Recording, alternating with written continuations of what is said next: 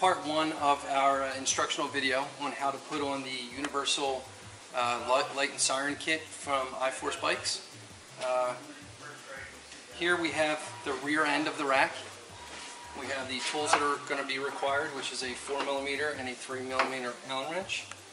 We have our 2 Allen wrench bolts that will go on the top of the rack, and we have our 2 Allen wrench bolts that will go in the bottom of the rack. One of the first things we're going to do is make sure that we have a little bit of blue Loctite number 242 on the bolts. If you don't want to buy the brand name stuff, you can just get medium strength thread locker. I'm going to add that to all 4 of your bolts. Just let that sit, set up a little bit. Then we're going to take the rack, we're going to position it over the back of the bike. You will have 2 threaded holes in the back of your frame. There's one here, and there's one on the other side that is mirror image. That's where we're going to be bolting the bottom of the rack to. So, take our blue 4mm Allen wrench bolts. I'm going to slide the first one in there. And we want to get that pushed through the back end of the rack so that you can see where it's threading into. So we'll thread that in a few threads, and then we'll go to the other side and we'll do the same thing.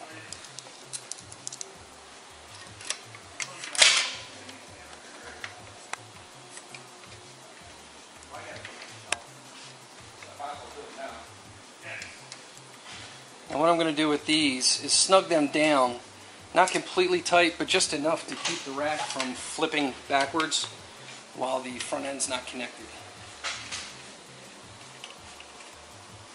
Okay. Now the second thing we want to do is we want to connect the rack with our connecting rods up here to the top of the frame. Different bikes will have different style seat stays. This particular one has the T-bone seat stay with the braze-ons drilled into the frame on the T-bone.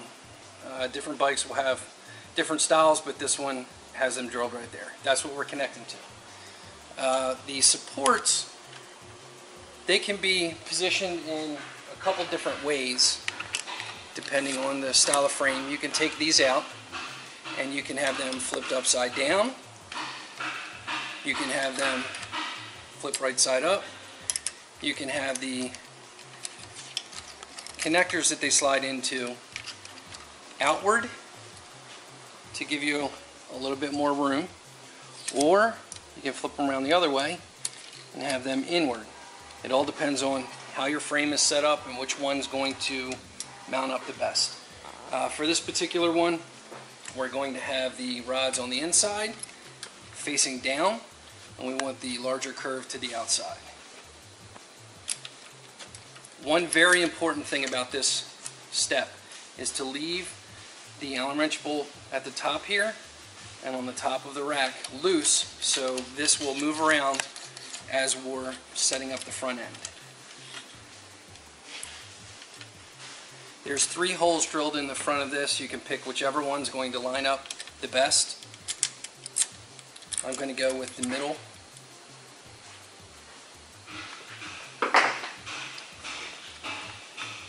Now I'm going to just snug this down also, just like I did the back. I want to crank it all the way down, but I'm going to tighten it snug. And then I'm going to repeat the step on the other side.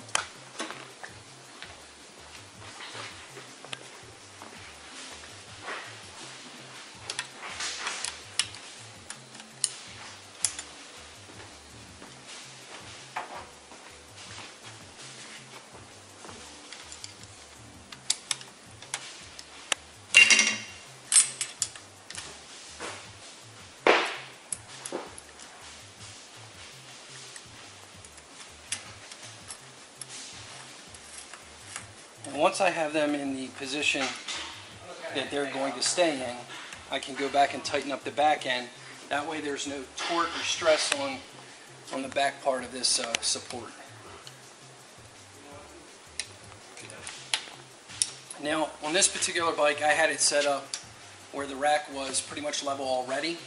If during the process the rack looks like it's facing forward or backward, you want to line that back up. Make sure it's either level or it can be up to 10 degrees facing backward. You don't want it facing forward because that'll put it too close to the back of your seat.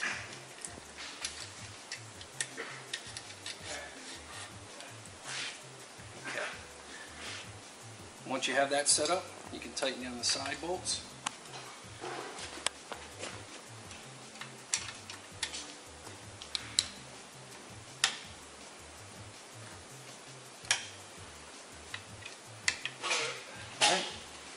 Now that it's all set up, all the bolts are in and they're tightened down a little bit, you want to go back around and make sure that there is proper tension on all the bolts.